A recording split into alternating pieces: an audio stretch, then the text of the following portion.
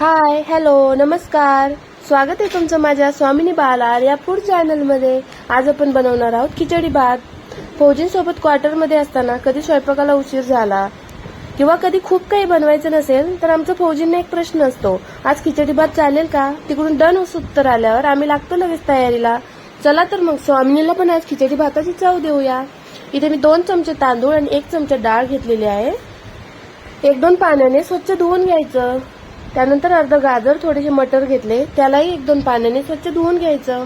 कुकरमध्ये अर्धा चमचा तूप घालून घेतलं, त्याच्यामध्ये थोडीशी जिरा ऍड केली. जिरा घातली की जिरा छान तडतडली की घालायची थोडीशी हळदी. हळदीनंतर लगेचच गाजर आणि मटर घालायचं, म्हणजे हळदी करपणार नाही.